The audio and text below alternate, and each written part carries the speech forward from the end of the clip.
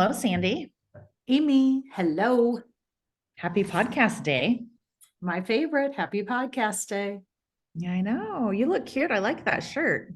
Yeah, my confession, I just walked the dog and I had a long run yesterday in anticipation of a half marathon. So a little bit of dry shampoo, threw on a shirt, extra deodorant, and here we go. But thank Here you go. Very and, good. and we have a lot of, I don't know if, do you ever go to secondhand stores? This came from a secondhand store here in town. A lot of my friends love shopping at the secondhand stores.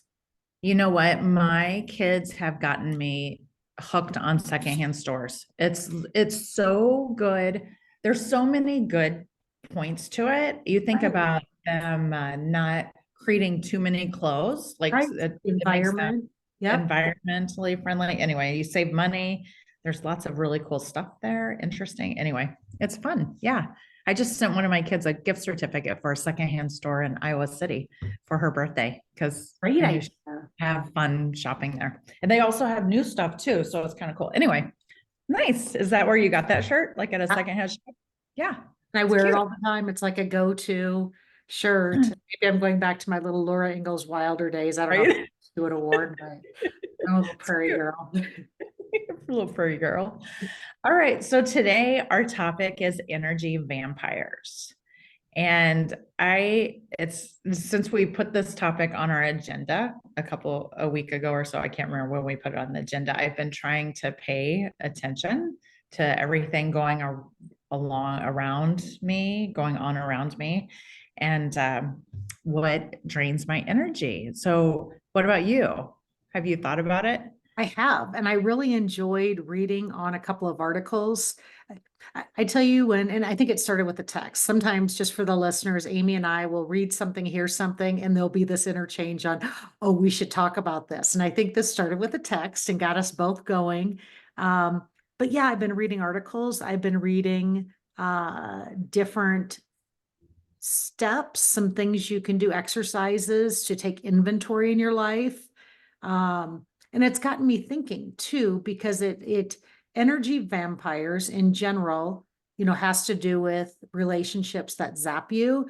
And I've made a correlation back to another area that I've been studying, and that's how relationships and the quality of your relationships are the highest indicator of your overall happiness, more so than money, well-being, the other, I like to call them the U curve sweet spots. But the thing that can impact you the most positively or negatively, studies show, are relationships.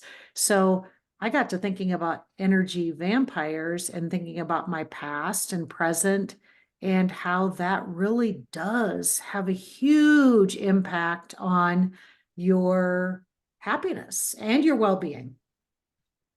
Right, completely. Yeah. And so, yeah, and the little inventory and thinking about past relationships, um,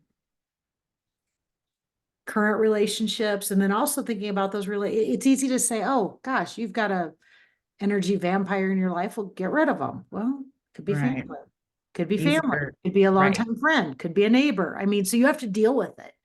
Yeah. And you have to figure out. So let's talk first about energy vampires Mhm. and how they make you feel, because there's a whole, like, there's lots of things they can do, but usually when you walk away from an interaction with an energy vampire, you feel, and I'm going to say you feel drained, you feel depressed. I don't know, like not depressed, clinically depressed, but it's just like, wah, wah. Like it's just like a whole, all right, I felt good coming into that conversation. And now I don't, like, they squash the fun, they squash the joy. There's like just something that they do or something happens that just leaves you with less joy and energy, I would say. And a word I'd use is unfulfilled. You Yeah. put a lot of time in, and you leave, and it's just like, because sometimes it isn't horrible. Like, Yeah. that's the other thing. It's not a either or thing. It's a, you leave and you just like, you don't feel fulfilled. And it's like, I spent all afternoon, you don't look forward to it. You're exhausted when you're done. And it might not be such a trigger that it's like, wow, they're over the top. It can be small things. People don't have to be over the top to be an energy vampire. Yeah. They can No, be gosh, centered, no. right? Yeah. I was with someone this last weekend and, lovely, lovely person, but we kept running into people and we were seeing people from high school. So it was like and what was happening was the same story kept getting told. And it was a story that made someone look bad and made this person look good. And so it was this whole like story. And every time we ran into someone different, I was with them and they would tell this story. And I just felt like, oh my gosh, this is just like sucking the sucking the Energy. fun out of this interaction because I don't like when people make other people look bad. That's kind of my whole like when you're telling a story to make other people look bad, that tends to that's one of the energy vampires to me. It's just like we don't like that's something that just always like sets me back.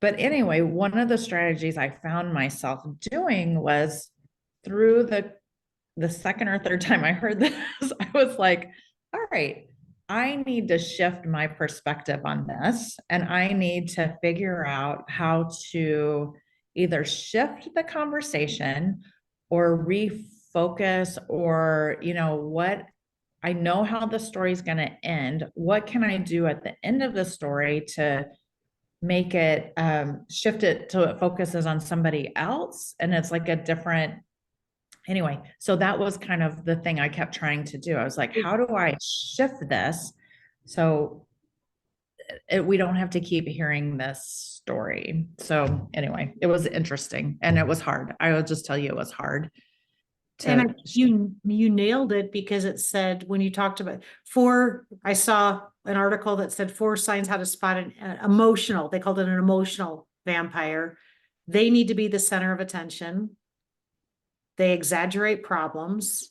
They blame others constantly, and that's part of using them negatively in a story, correct? And they use people.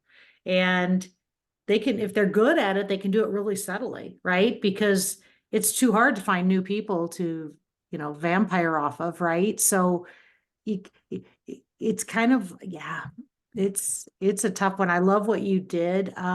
There was another article, the one that came to I read New York Times, and they were doing a wellness section. They had 4 days of a 6-day energy challenge. And this was one day they talk about identifying your energy vampires and chaotic friends. It's another way of saying it. We have chaotic friends. It's a nicer way to say it, right? And they talked about how, they just sap the energy out of you because there's drama, because they're blaming, they're, all those things. But they talk about one of the first thing is do a friendship audit, and talk about who you look forward to spending time with. Who makes you feel up? Think about the positive. Who makes you feel uplifted and understood? But then who are the ones that you feel irritated? You don't look forward to it. You avoid the social gatherings. And then they said, take stock in your findings. But I liked another strategy they talked about is for those that you can't just cut bait, right? Like, talk about the family member, the neighbor, somebody in your social circle that you're kind of stuck with. Plan things around like a museum or an outing or something where you can, that it's not just, don't go to happy hour and add drinks to the mix and listen right. with no appointment or end in sight. The other thing is you want something where you can move on. But when they said that, I thought, I do that a lot. If I think about the people that are, what was the nice way they said instead of emotional, what was the nicer word? Emotional. Vampires. I think it was vampires, wasn't it? Was Emotional. the chaotic Yeah, friends, friends. Yeah. energy vampires. Yeah. Yeah. But having for chaotic friends, we'll use a nicer word. For the chaotic friends, having an end time, like, oh, my drop dead time, I have to leave at this time, because that kind of uplifts you a little bit, like you said, changing the conversation, going to a place where you're talking about something, enjoying a movie together, something that isn't just bitch, bitch, bitch, throw somebody near the bus, gossip. Yeah, and I find myself doing that with those people on my friendship inventory that I don't look forward to spending time to. The other thing I'll do, Amy, is I'll invite a group of people so that it kind of pares it down a little bit. It's not just me, because then that person, if those other people aren't energy vampires, that it kind of clearly feels like the other person's the outlier and they jump on the positivity train. Oh, yeah, that's good. Not always, but sometimes. Yeah, that's good if that happens. And I was thinking about this. I don't think it's always people that are energy vampires, because sometimes it's activities. That's So, true. I mean, example, Example. like, well, I have many examples. I'm reading a book right now that is so intense that every time I read it, I'm just like, I gotta put this down. And I want to find out how it ends. So I keep reading it, but it just drains me because it's so intense. So I'm gonna call that an energy vampire, because I'm just like, Okay, that's a great point. and we just did our taxes this morning, which I know you probably thrive on doing your taxes. No, I never really enjoyed taxes. Okay, good. Well, it was just like, wah, wah. And so I noticed myself when we left the accountant this morning, I was just like, and then I was like, all right, I just need to shift, and taxes, they are what they are. I shouldn't let them affect me, because you just have to like move on. We just gotta pay the bill and keep going. So, but there are things that drain you, but then there's also things that add energy to you. So it's kind of finding that sweet spot, like watching the news. I know for some people that doesn't drain me, but I know for some people they take it so personally and they have such empathy. And so it really is draining for them.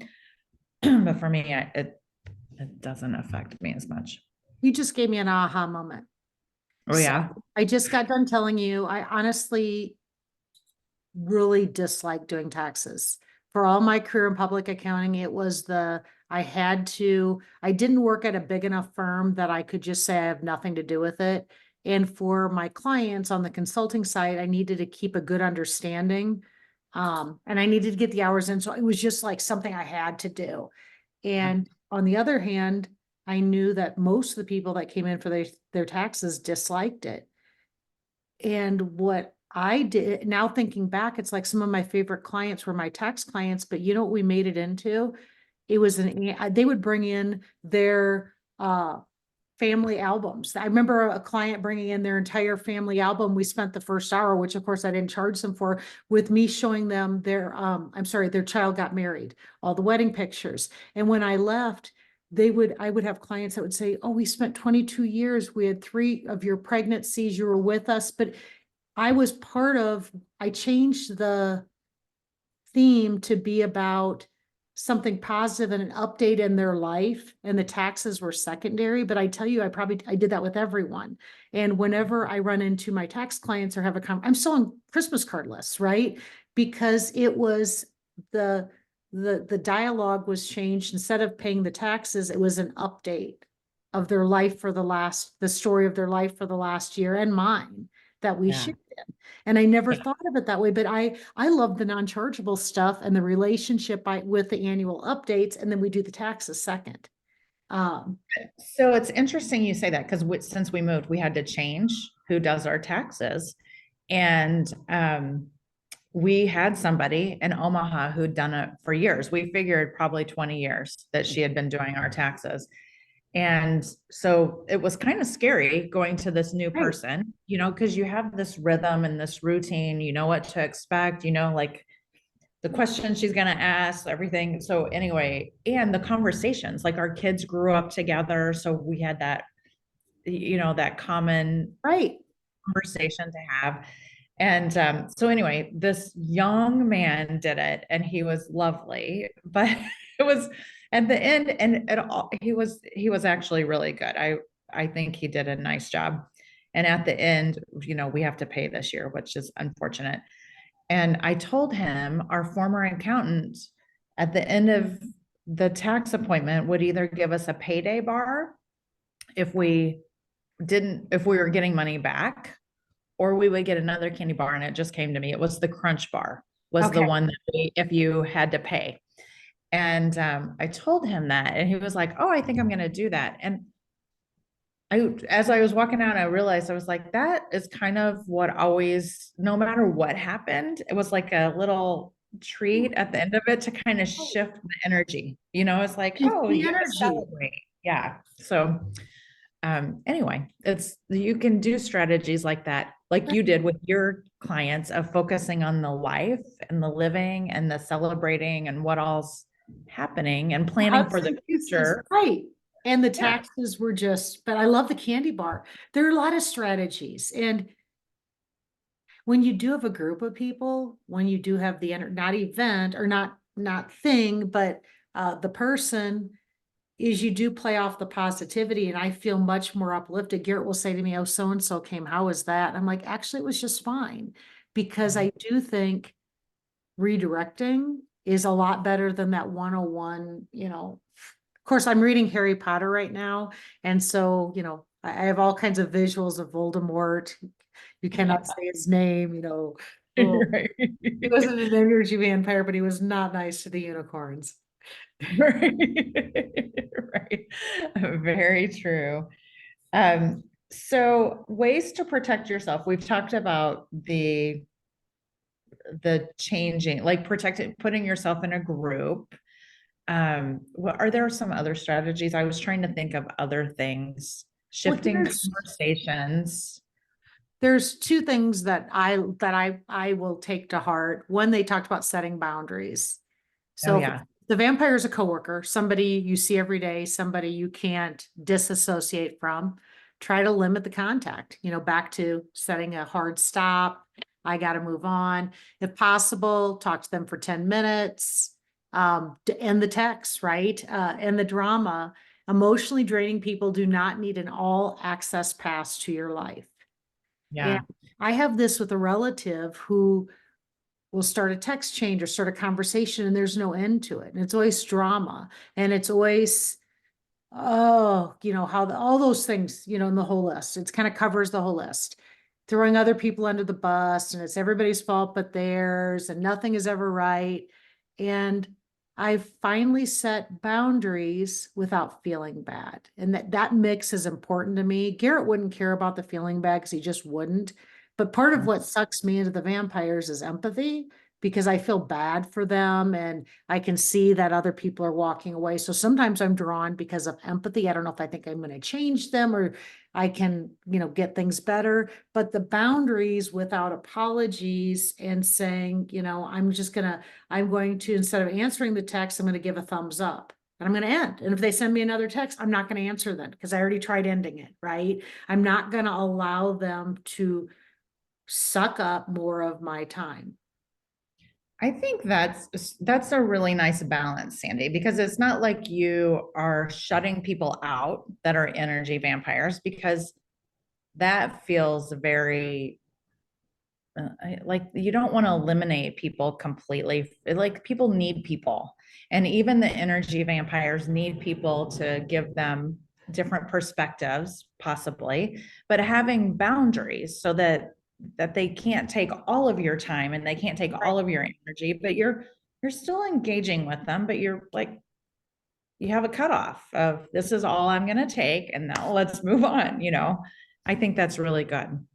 I thought that was great advice. And I think both you and I are positivity. I like this one. Prioritize the friends who energize you, and then make sure that you are balancing and making, back to the boundaries, those boundaries are going to be natural if you're putting a lot of it into the friends that energize you and fill your friendship inventory.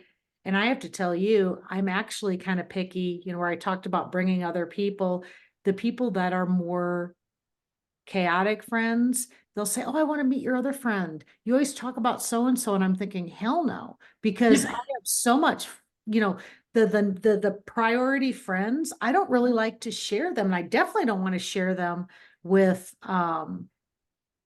people that are going to suck the life out, because then what if they start shying away? But it's just so funny because it's like they'll pick up on, they won't be in the same circle, but oh, I hear you talk about so and so. I'd love to meet her. And I'm thinking, I bet you would. So I do the opposite. I find myself saying, I really don't want to cross those worlds. Right. Because you don't want to bring in the energy vampire into someone else's life either, Right. and yeah, And because, I value our friendship and our time together. So why would I spoil it? yeah, I don't know. That might sound selfish, but I don't think I tend to constantly, because part of my value set is creating communities. My knee-jerk reaction is for everybody to know each other and to all intermingle. And mhm. not all communities need to cross habitat, cross contaminate. Or cross pollinate. How about that? Pollinate, that's better. It's a little bit, There I was a guess. word, there was a word. There's a word. Cross contaminate, cross pollinate, about the same. I was thinking about since moving to Kansas City, I've had to make lots of new friends. And so when you're making friends, you don't know what you're getting into. You're talking to people and you're sometimes they can put on a little bit of a front and you're like, oh, they're really great. And then once you get to really know them and they're more comfortable, it's like, oh my gosh, it's kind of that chaos, that drama, and all that stuff. But I have a group of friends here that what I would call them is my energy elevators. Because Love it. I was trying to think of a name for them because there's these five other women, and one of them pulled us all together. We're kind of from different backgrounds. We're all of similar ages, I guess. I don't know. I guess no, we're probably about a 20-year span, so not similar ages. I think of myself younger. Right. Some of them are younger. Um, but they're all trying to lift each other up. Like we're all going kind of the same direction, but not really. Some of us are entrepreneurs, some of us aren't, but we're there, we're supporting, when somebody like one of the girls was going through a hard time with her job and she was sharing it with us, and we just kind of tapped into her not being kind of, she felt down. And so we're like, what's going on? And she just shared it with us and it was lovely. And I was just so thankful to be sitting with these women and they were asking the nice questions. And the other person, she wasn't bringing us all down. It was really an authentic of, okay, what do you all think about this? What can I do? I'm trying to figure out where to go. And everybody was just so supportive. And I was like, wow, these are the people I want to be around, these energy elevators.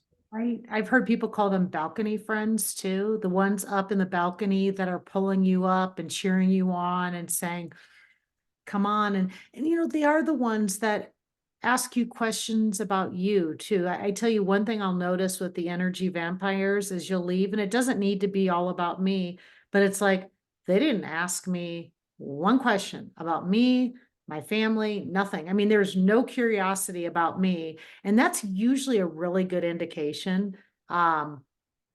If somebody, yes, you can say, wow, okay, they had a lot on their mind, they, and making excuses for they, but did they, if it's a relationship and they have no interest in you, is that really a two-way relationship?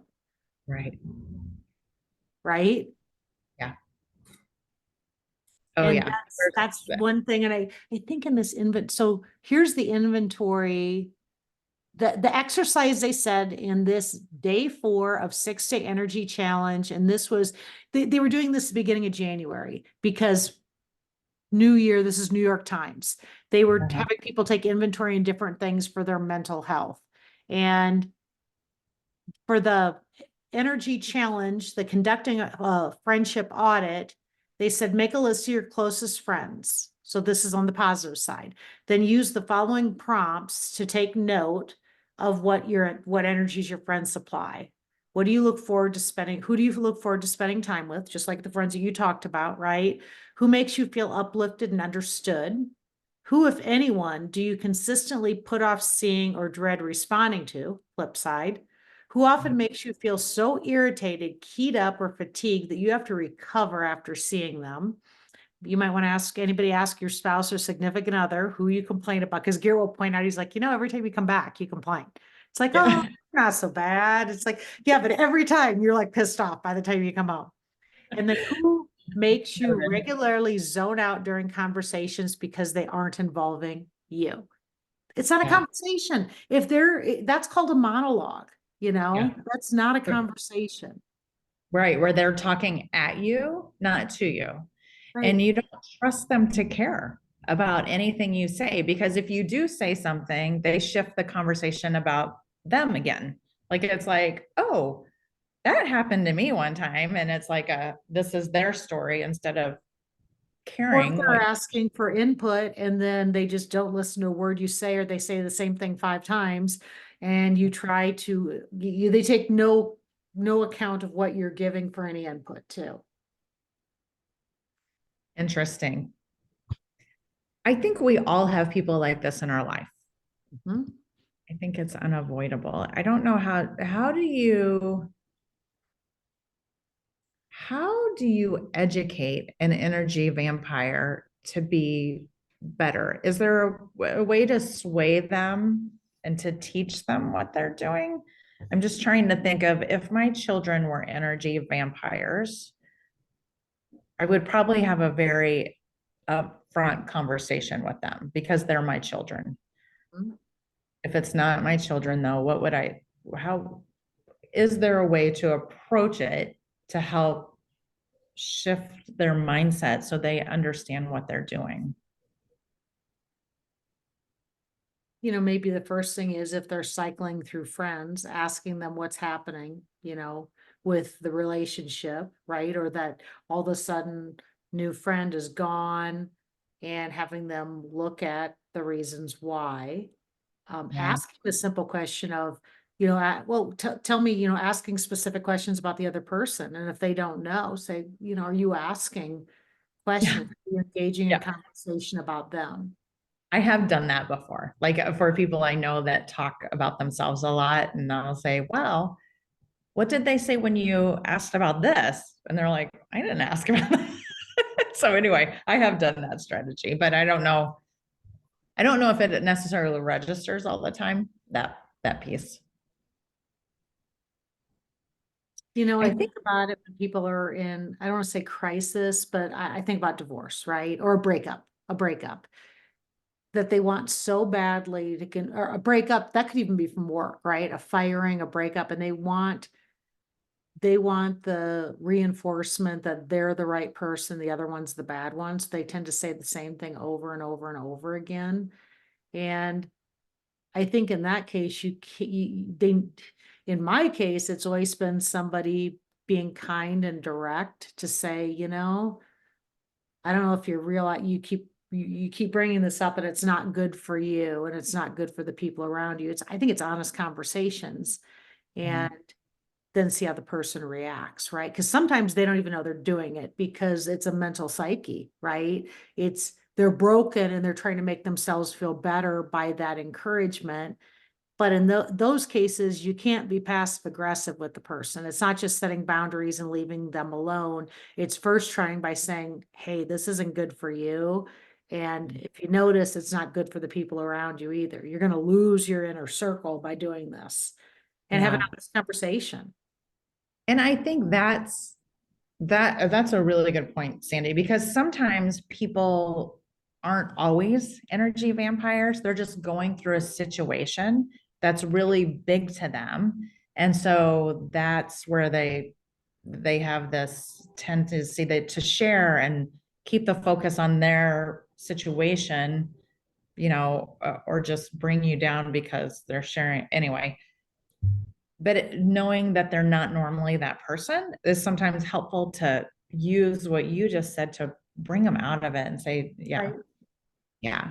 And then there's the people who are just always energy vampires. Well, that's how they respond to it, because it does happen. And I mean, I'm sure you think back, there's been many a times that I've been called on it myself, or I didn't realize it until somebody brought it to my attention.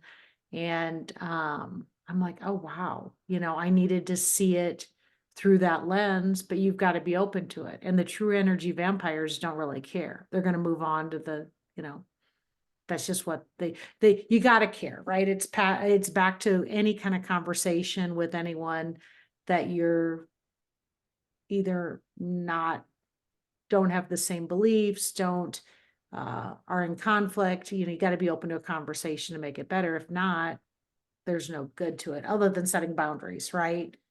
Yeah. And I think you made a really good point. Like we all at some point are an energy vampire to someone else. There's no way you can always be uplifting and positive. I mean, you can try, but there's going to be things that happen that you're like want to share with somebody. And it's going to be like, when they leave the conversation, they're going to feel bad, just like, so that you're sucking someone else's energy. Unfortunately, it does happen. So we have to like give ourselves grace and give others grace when it happens and just have those boundaries. I think that the energy vampires, there's a quote, but the gist of it is the energy vampire, the reality is it's all about them and not necessarily about you. Either their insecurities, right? Sometimes people don't love themselves. You can't love yourself, you can't love other people. And it's not always a vindictive person, it's just they're spinning. And you can try to help them, but then also acknowledging, I mean, me reading this quote was, it's not about you. So you got to make it about us, right? And try to unwind it. And then based off of the reaction, decide based off their reaction and the nature of your relationship, decide how you need to move forward. Otherwise, it's always going to be about them. That just goes back to you can't control other people. So Right. you can only control how you react and how you move forward. So Right. I think that's a good note to leave on. I'm just And going to say amen, sister. I like amen. it. Amen. Yeah. All right, Sandy, as always, this was a great conversation and we will talk soon. We'll talk soon and manage those energy vampires. Yes. All right. Thanks, Sandy.